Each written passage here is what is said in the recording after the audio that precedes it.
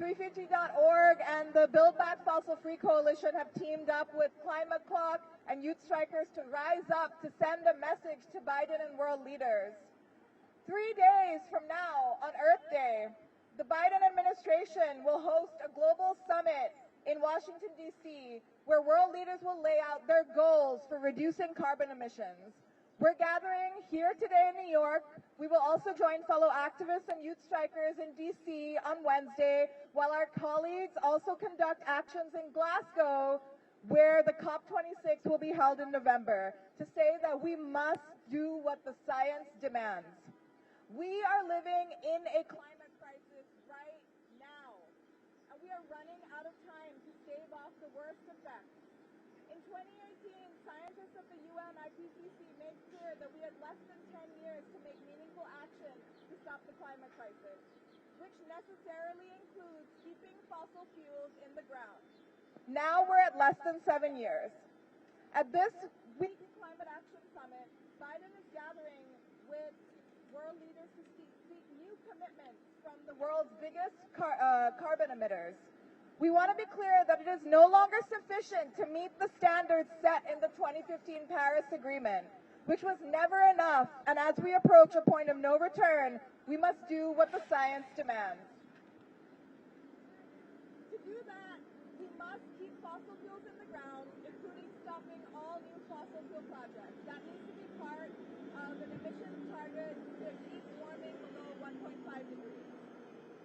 And we must rapidly advance to net zero emissions that requires that our governments be aggressive and bold. As you can see, the giant climate clock and these mini climate clocks behind me read 6 years and 265 days. It is not telling us that we have 7 years before we can act. Climate change is already here. We are already in a climate emergency. This is our deadline. It's been on the clock since September, alerting the world of the climate emergency. Today, the clock is adding something new. It's adding a lifeline. The lifeline shows the percentage of world energy coming from renewable sources. It's currently at 12.2% and rising. That's good news. However, it's not rising fast enough to meet our deadline. Together, the deadline and the lifeline give us our mission. We must build a 100% renewable energy future in as close to 7 years as possible. The U.S. and the world's largest carbon emitters must deeply invest in renewable energy. We need to see the percentage of renewable sources at 100%, and energy dependent on coal, oil, and gas phased out. In the U.S., Biden can do that by immediately stopping the Line 3 pipeline and the Dakota Access pipeline that cut through indigenous lands, just as he stopped the Keystone XL pipeline on his first day in office. The clock tells us what we need to do, and we can't pretend to have more time than we do. As of today, the climate clock will no longer just be a monument in New York City. There will be many clocks. These action clocks are going to be handed out to different youth climate strikers in different countries, to world leaders. Jerome Ringo over here is going to take it to many leaders in Africa.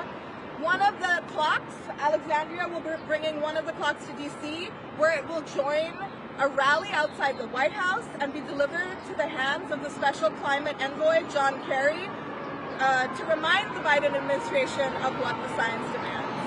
Every minute, every second counts. It's time we synchronize our watches, and it's time world leaders listen to our communities and the science. So as a quick overview of the program, we are going to have several speakers, including youth strikers and activists. Then we're going to pause for a moment to take a couple of photos. Then press are welcome to interview all of our activists. And then to the press, don't leave, because we're going to have a big send-off of the clocks to DC. So we're hoping this program will be about 35 to 45 minutes. And so without further ado, let me introduce our first speaker. Xije Bastide is an 18-year-old climate justice activist based in New York. She is an organizer with Fridays for Future and co-founder of Red Earth Initiative. Bastide was born in Mexico and was raised as part of the Otomi Toltec indigenous community and was the recipient of the 2018 UN Spirit Award.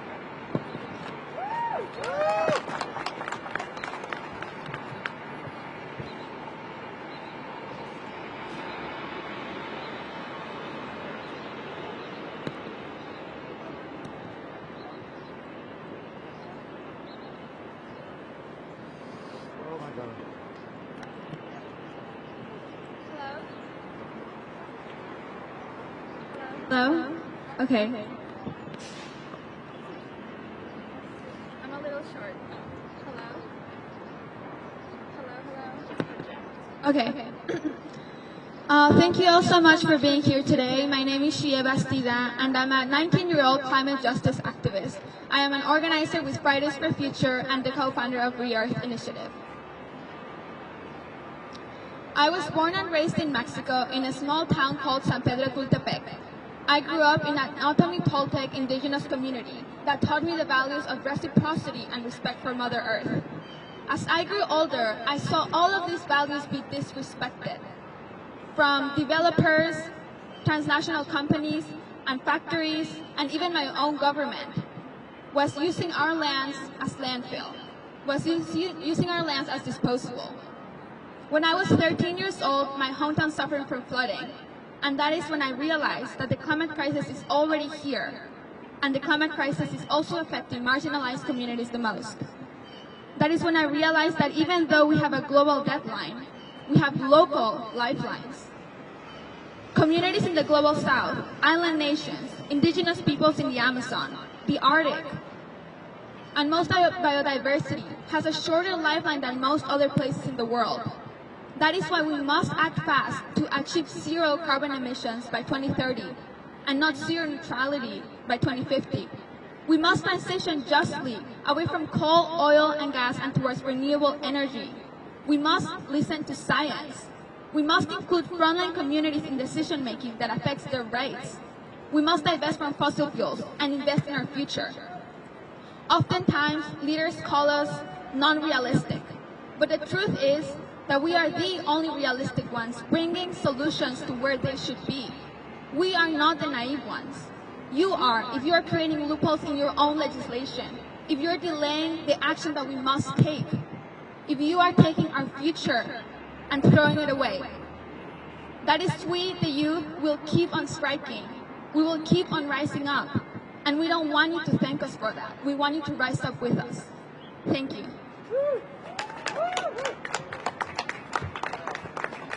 Thank you so much.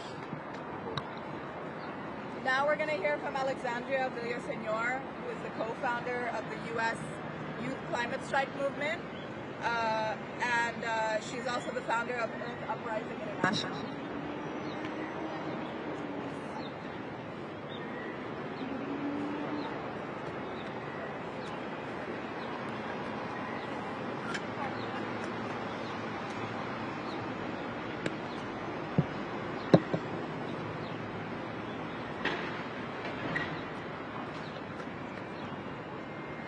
Hello, everyone.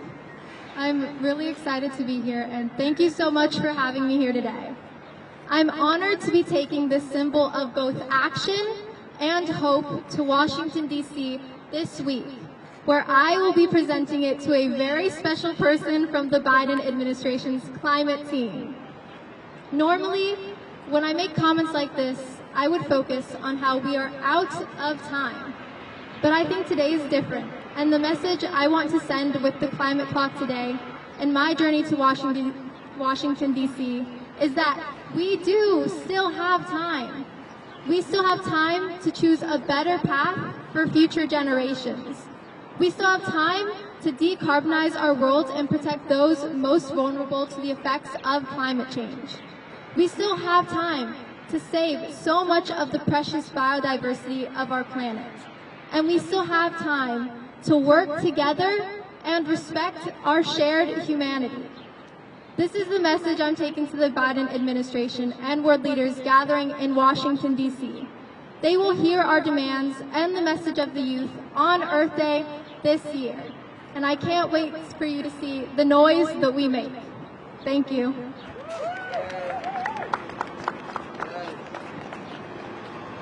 Thank you so much, Alexandria. Now I'm going to introduce Jerome Foster, who is a climate justice activist, voting rights advocate, and serves as the youngest member of President Biden's first White House Environmental Justice Advisory Council.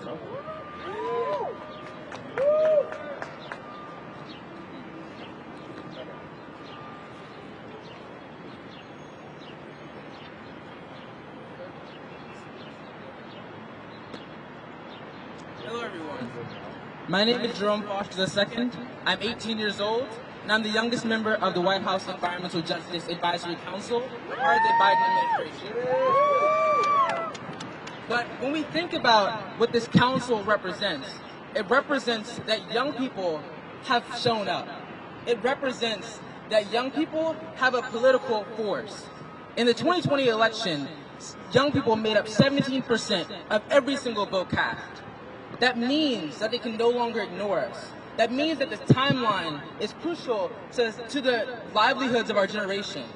So we are demanding that the Biden administration, through its council and through these actions that they are taking, that they're meeting the moment systemically, not through personal actions, not through just words or talk, but through institutional bills being changed, laws being enacted, and legislation being reformed.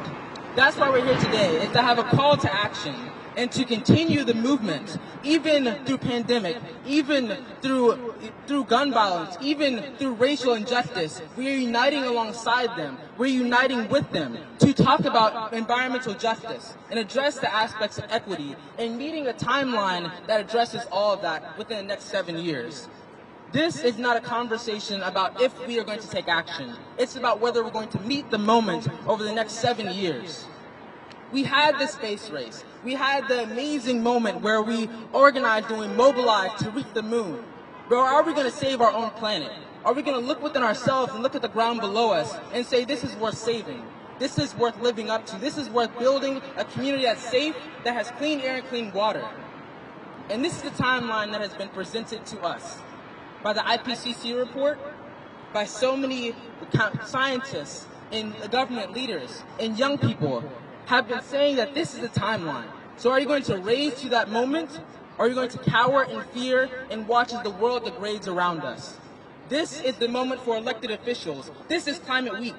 This is the time where you're going to enact real bills. Not bills that die on the House floor, not bills that die on the Senate floor, but actually be enacted, actually help communities, actually make sure that people at the front lines of this crisis are taken care of, not abandoned for 9 years after Hurricane Sandy, not abandoned like Lenore 9th Ward, not abandoned like Flint, Michigan. It's actually meeting the moment. It's actually enacting legislation. It's actually looking to indigenous people for the knowledge they have. We are at odds with the natural cycles of the world, and the world is raging because of it. If we want to meet this moment, we have to actually do the work. We can't talk the talk. We can't continue to have meetings and continue to study, continue to have data. We have the data, we have the science, we have the technology. We just have to have the moral courage and the political will to actually do this. This is what young people are demanding. This is what this climate clock represents. It's saying that we have 7 years to impact our climate. So if you look at this clock and you think that shows a moment of despair and a moment of hopelessness, use this as motivation. Use this as a symbol to act. That's what I ask. Thank you. Thank you so much, Jerome. And I want to remind everyone that not only are we delivering a climate clock to John Kerry, but we're also delivering a petition with tens of thousands of signatures from communities demanding that they follow the science. Climate is an intersectional issue that impacts all communities. I am super proud to be standing here with communities who are impacted first and foremost by the climate crisis. Communities of color, migrants. We are the ones who are at the front lines of the climate crisis. I'm happy next to introduce Xije Siddiqa. She is a 21-year-old Pakistani climate justice advocate living in Coney Island, New York, a coastal area highly prone to hurricanes and floods, including Hurricane Sandy. She is the co-founder of Polluters Out, focusing on getting fossil fuel companies removed from climate negotiations.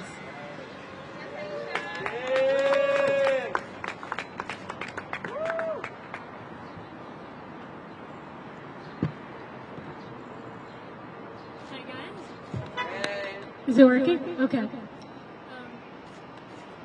I'm a little short. Is this good? My name is Xije Siddiqa, and I want to tell you a little bit about myself. Some parts of this of this story I've never mentioned out loud in public, so bear with me if I get a little emotional. I do live in Coney Island. In 2009, my community was impacted very harshly by Hurricane Sandy. In fact, I'm going to say that we're still impacted. Houses were destroyed, people became homeless, businesses were completely flooded. And you know what? If a hurricane or a natural disaster were to occur tomorrow, the city would not be prepared. People would die again, my community would suffer again, and we're not ready. I came to this country when I was 6 years old. I come from a region in Punjab called Xije. There for hundreds of years, and my grandmother died of polio because our water was polluted. My grandfather died of blood cancer because our water was polluted. My 6-year-old cousin died on the way to the hospital from appendicitis because we didn't have petrol to put in the motorcycle to get her to the hospital. I'm telling you this stuff right now here because these illnesses could have been prevented. These deaths were unnecessary, and in a first world nation like the United States, it would not have happened. By 2050, 40% of South Asia is predicted to be uninhabitable. 50 to 1 billion people are expected to become climate migrants. My work in Polluters Out is focused directly on fossil fuel. My work in the climate movement is focused directly on fossil fuel because all of those sufferings and pains, they're connected. Our resource exploitation, our insistence on taking and looting and not knowing when to stop has led to this crisis. I intend on taking this climate clock with me to the Conference of Parties in Glasgow because at this point it's fossil fuel or bust. Fossil fuel companies have been putting money into the Conference of Parties, the same Conference of Parties that have been producing the Paris Climate Agreement, the Rio Protocol, the Kyoto Protocol.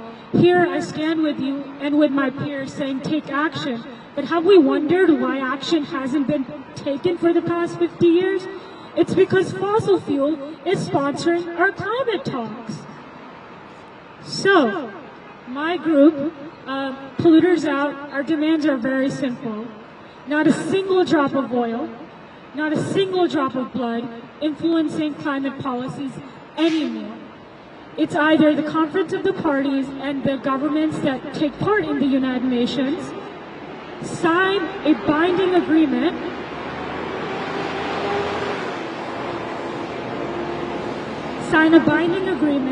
refusing to take any more money from fossil fuel, or we, the civil society, boycott the conference.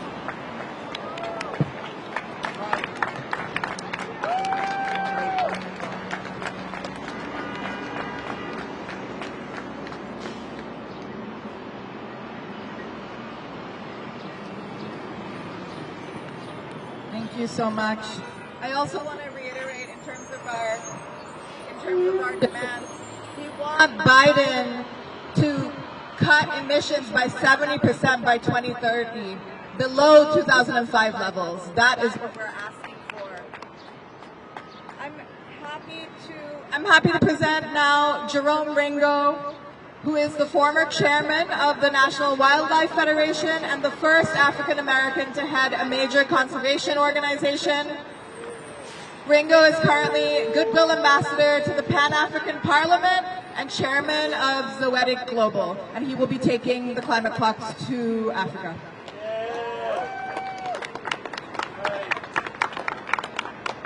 Thank you all very much for being here today. This is a very special day. I flew in last night from my home state of Louisiana, where I am an evacuee of Hurricane Katrina. I'm an evacuee of Hurricane Rita. I'm an evacuee of Hurricane Gustav, Hurricane Ike, Hurricane Laura, Hurricane Beta, and Hurricane Wilma. All are a result of the warm waters of the Gulf of Mexico and the intensity of those storms, all caused by climate change. I began some time ago in the climate movement. I was a delegate at the COP in Rio de Janeiro and also in Kyoto, and have attended all of the climate talks except Paris since the beginning. Very involved in the climate movement, appeared in Al Gore's documentary An Inconvenient Truth, and have worked very diligently to make the climate movement in America look like America. Engage people from all walks of life. And so I'm very excited about the fact that we've got young people here today that are going to take this movement to the next level. But what I want to talk to you more about today is about the clock and the fact that this clock is a call for action. It is a call for us to spend less time on advocacy and more time on action. Because we have embraced advocacy for the last several decades. Unfortunately, many have not listened. Fortunately, many have listened. This clock represents that we simply do not have the luxury of a lot of time.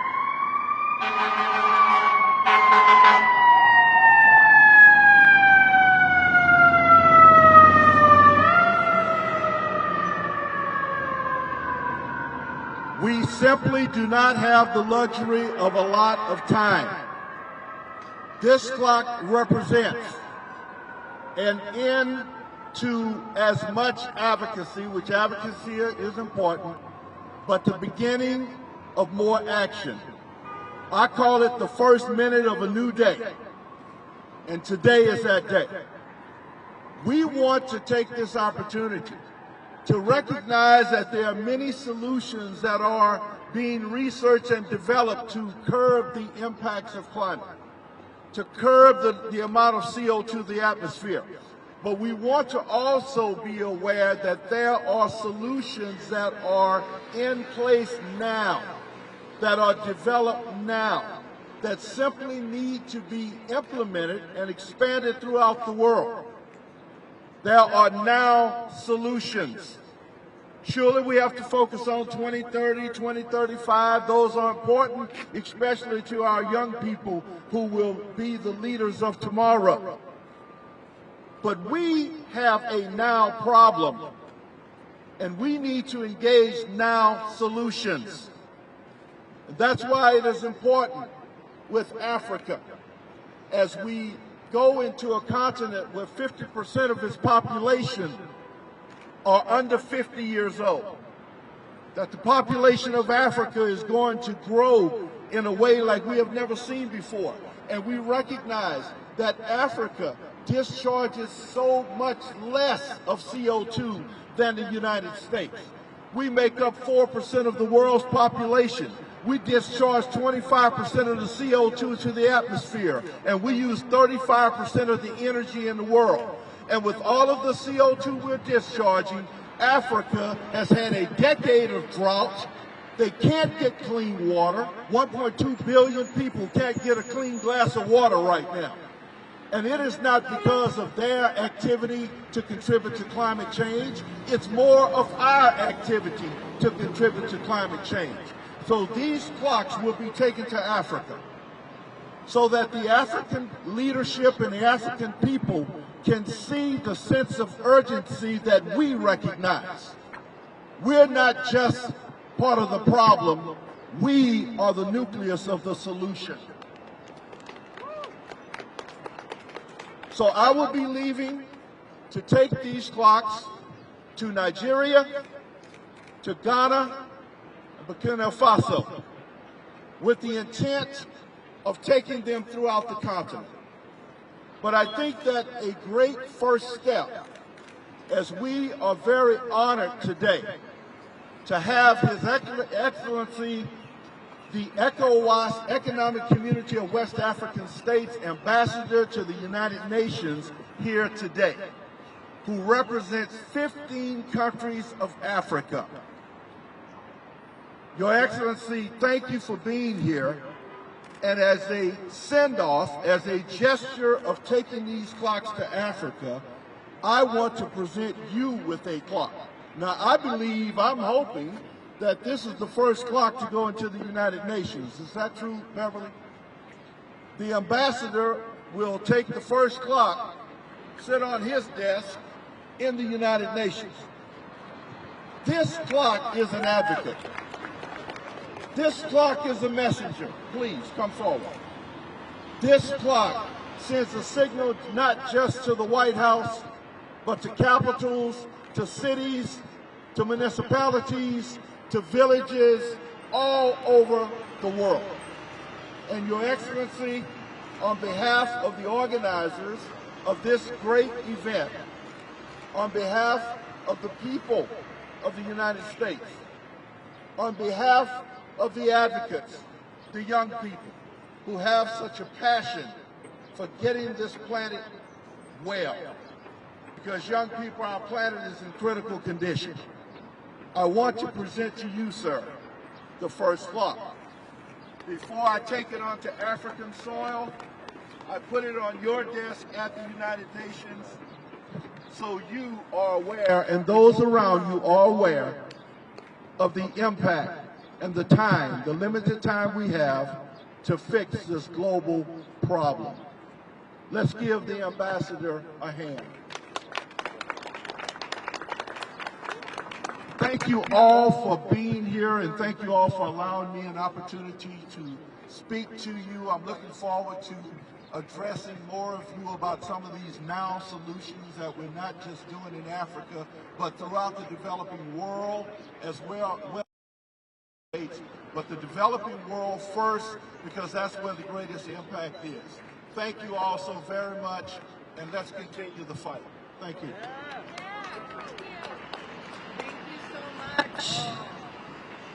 Just a reminder that as we bring these clocks to world leaders, we're demanding specific things out of them.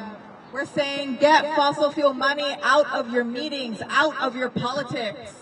We're saying, keep fossil fuels in the ground. We're saying, listen to frontline communities and the communities hit worse by the climate crisis that's happening right now. And we're saying, keep it in the ground.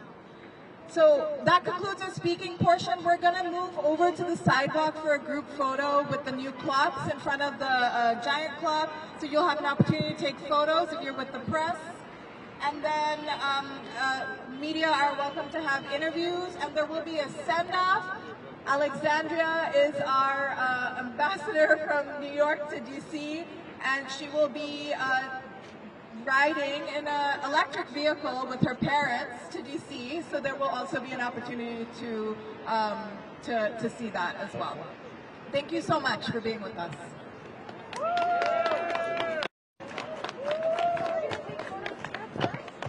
We're going to stage some photos here first, and then we're going to the sidewalk. So just one moment.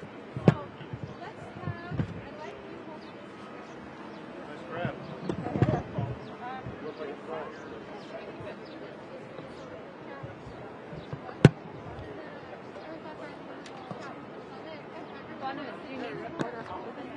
I did that so much. Wait, do you hold it up? So if you two can hold this together, you over here, then you two can hold this together. So you hold it. Let's have you two hold it in here. Just move it around a little. Yeah. And from here to forward. There. You can hold this other side. And oh, you have another one. Okay, great. So let's have. You want me to hold this one up high? Okay. This one down low, up here? Yeah? And hold that one up high? Yeah, even more at an angle here. Should I? Okay. Should I? Ah, yes. Maybe that's you. Yeah, why don't you come over here? And then if you hold this one. Yeah, there we go. Okay. Okay.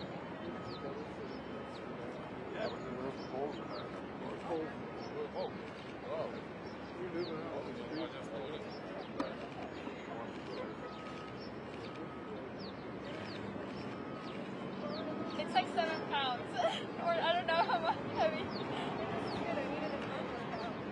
That's your workout. Yeah, no. Well, for the last month.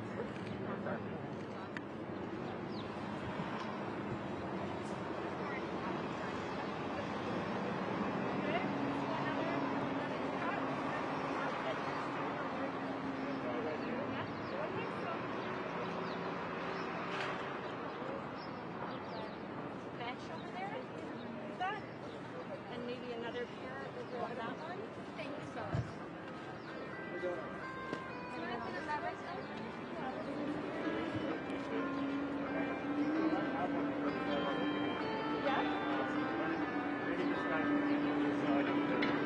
Oh, yes. Okay.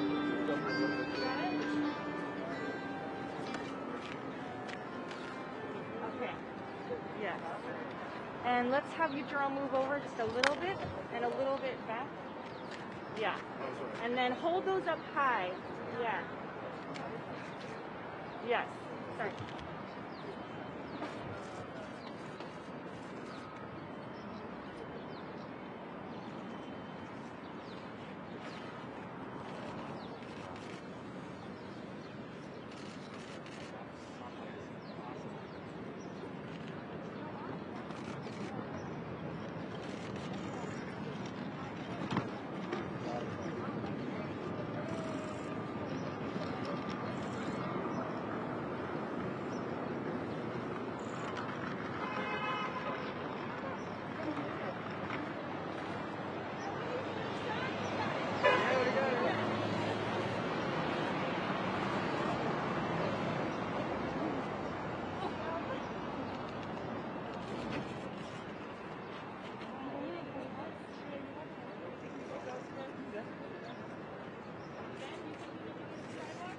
I'm gonna move in, huh?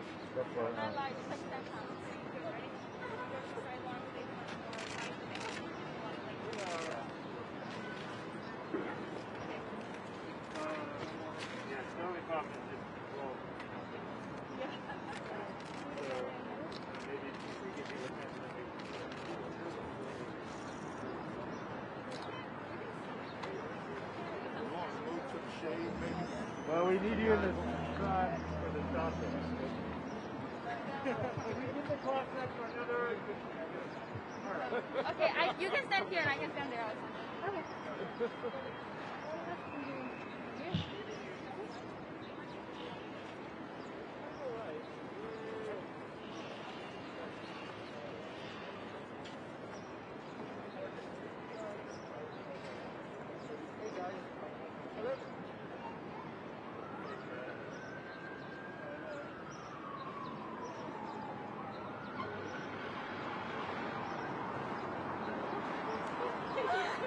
It's heavy. Oh my gosh. I was not expecting that. Okay.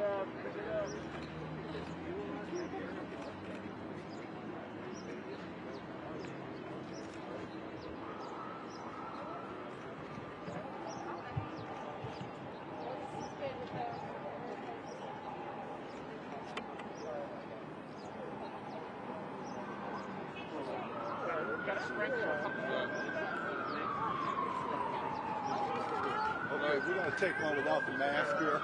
Just us two. Yeah, right. You don't have to look right into the lens. That's good. Right. How is it? Is it heavy? You can try. Oh no, it's not too bad. Oh, it is actually heavy. Ready.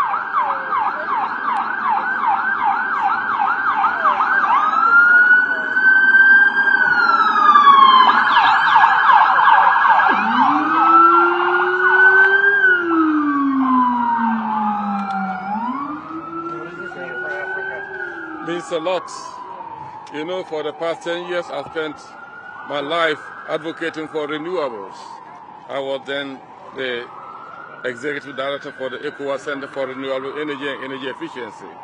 We carry out advocacy for renewables and to, support climate change actions for the past 10 years. In 2017, I was awarded the Green Future Leader.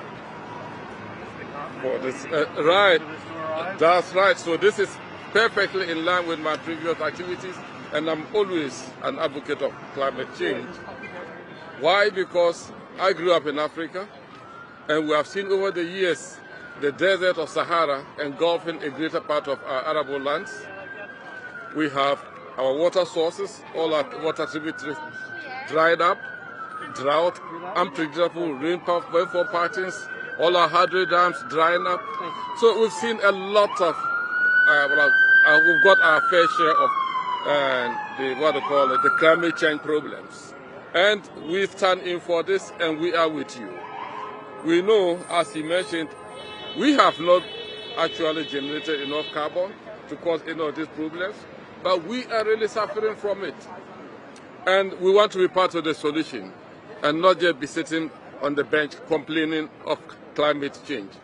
Thank you very much. Thank you, sir. Right. Right. Right. So, yeah, right. Okay. I'll see whatever it is. Tell everybody you're taking something else. Perfect. We're going to deliver these to Right. Africa. Yes. No, I'm going to send letters to them. Friday. Right. Right. Okay. That is fine. They're going to set up a press conference. Right. Any word from Ghana? Right. Right. So in Ghana, one person I would like you to meet is the director of the Center for Energy Security. They are also, it's an NGO group also. That Oh, good. Can I combine something?